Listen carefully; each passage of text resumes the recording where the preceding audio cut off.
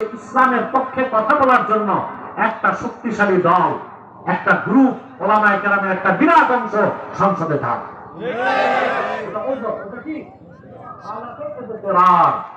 এটা শরীয়তের একটা নিয়ম আছে, আয-যারুরাতু তাতাকাদ্দারু বিকাদরি যারুরা।